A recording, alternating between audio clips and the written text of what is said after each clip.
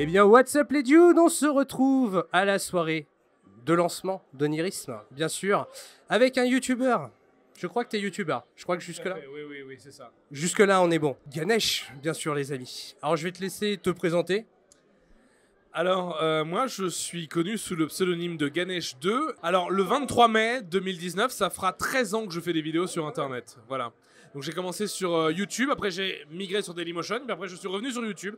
Enfin bref, j'ai connu toutes les plateformes, et du coup, je fais des vidéos qui vont dans tous les sens. En tout cas, je m'amuse sur Internet, et c'est comme ça que j'ai connu notamment les deux loustiques de Retake.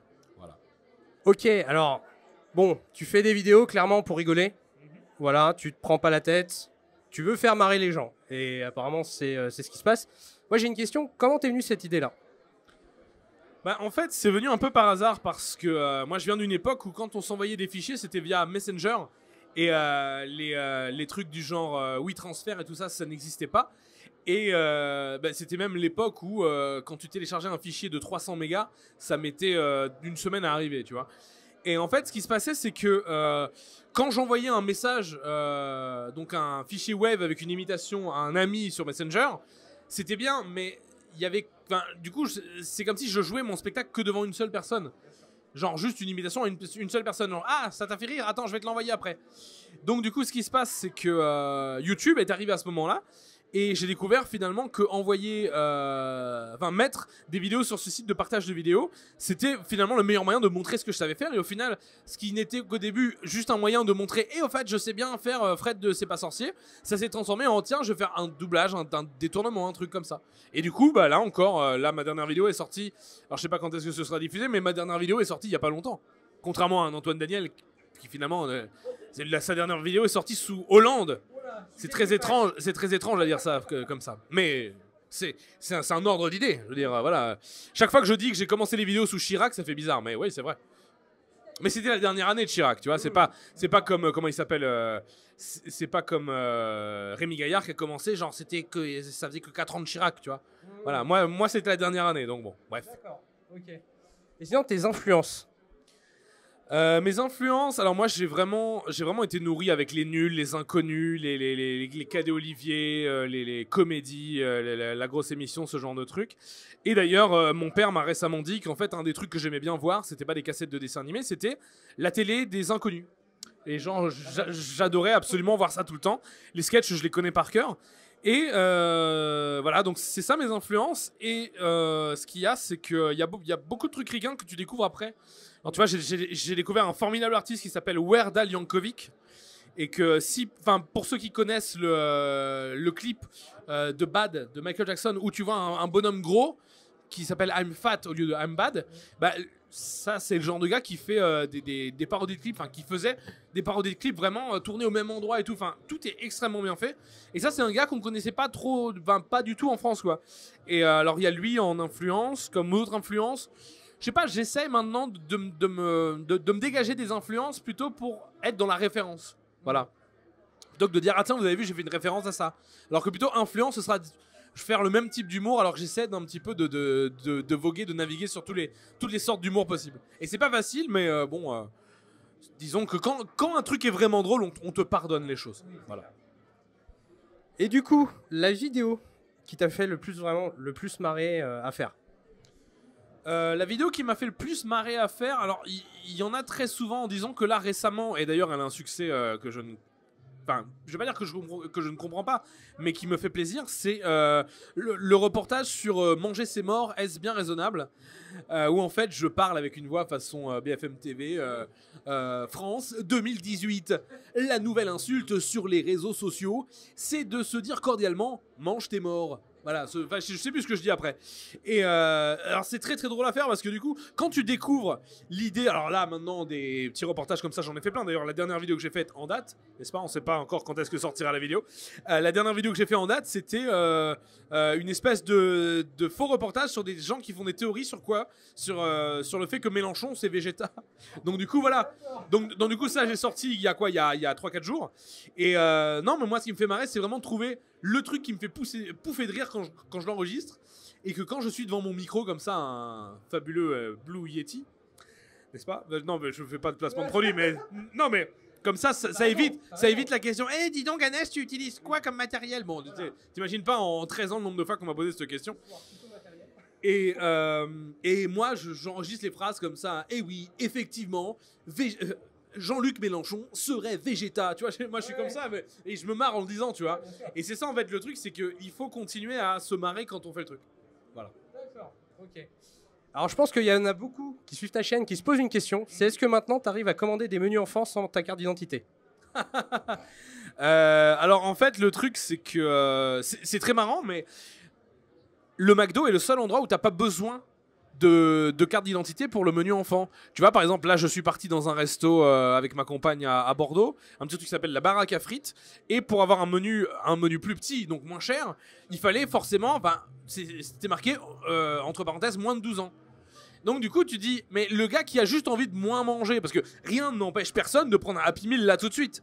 Donc du coup, je vois pas pourquoi on doit forcément dire oui non mais attendez, moi je veux juste un truc plus petit, et donc voilà, parce qu'en plus un adulte aura quand même faim de toute façon, donc quand bien même il sera comme ça en mode ah là là dis donc genre je vais prendre un truc plus petit, mais un adulte aura d'autres besoins nutritionnels qu'un enfant.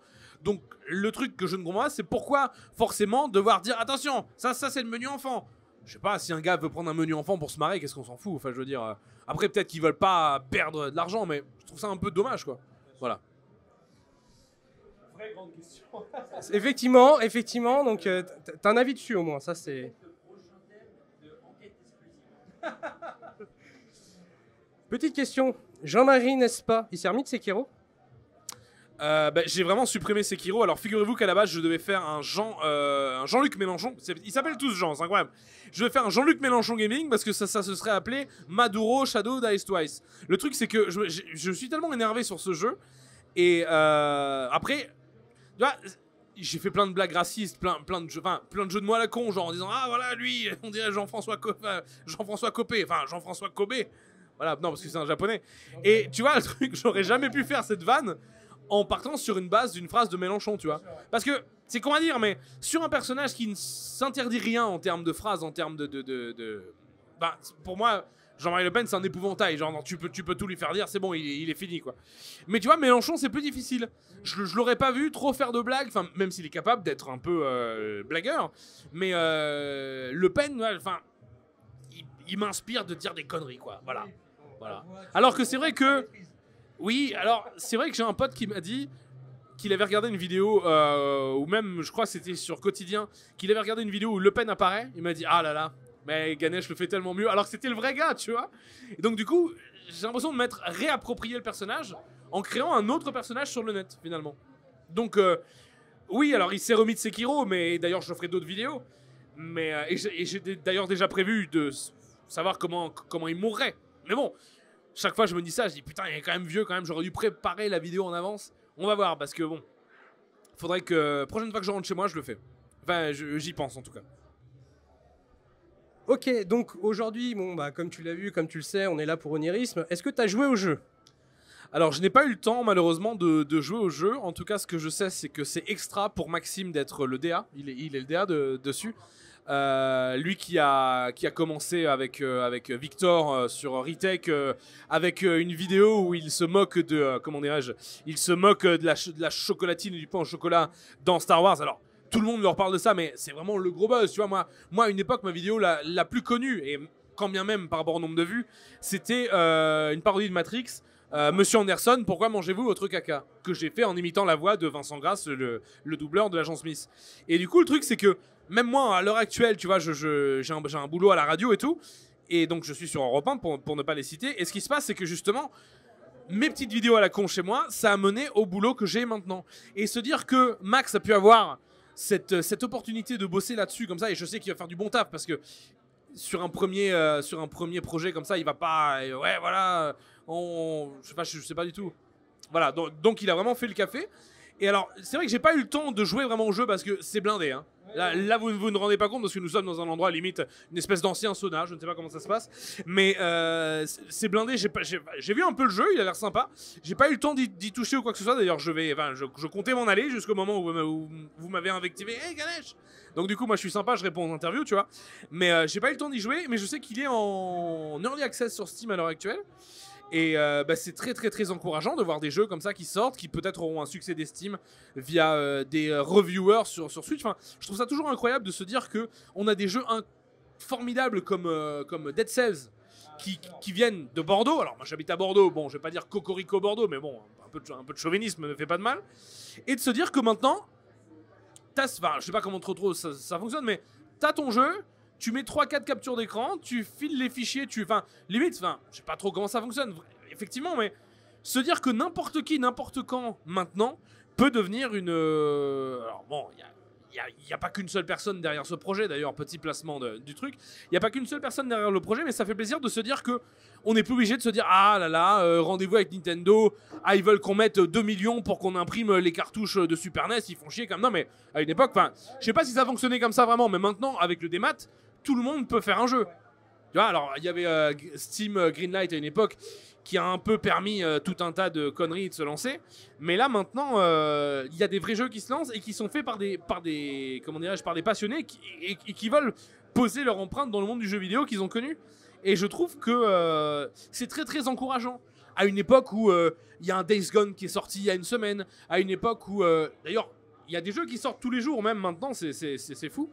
Et se faire un nom en tant que Français dans le monde aussi boisé que Steam finalement, alors on verra s'il se fait un nom, mais de toute façon un lancement c'est toujours plaisant, tu vois, plutôt que de dire oui on a fait un Kickstarter mais le gars s'est barré avec la thune. Non mais ça arrive des fois hein.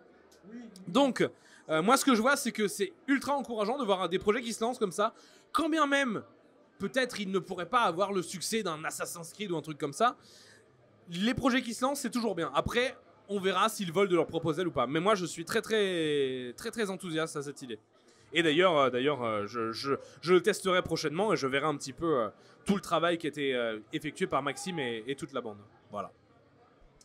Ok, en tout cas, Ganesh, merci de nous donner du bonheur, de la joie, du rire. Hein, merci Jean-Marie, n'est-ce pas? Un petit Jean-Marie, n'est-ce pas, quand même? Écoutez, onirisme, ça a l'air sympathique. Alors, onirisme... N'est-ce pas? Alors moi je connais l'agence tourisme, n'est-ce pas? Voilà, je connais aussi le nanisme, n'est-ce pas? Mais bon ça, j'ai la main qui tremble en ce moment, ça va pas trop m'aider. Ouais bon, je dis n'importe quoi, c'est un moment que vous pouvez couper. Voilà, donc de toute façon mes vidéos je les fais en impro, donc bon. Mais après je cut les moments qui sont pas bons. Donc voilà. Donc là vous pouvez cutter là justement. Bref, à bientôt, merci beaucoup en tout cas. Merci à toi.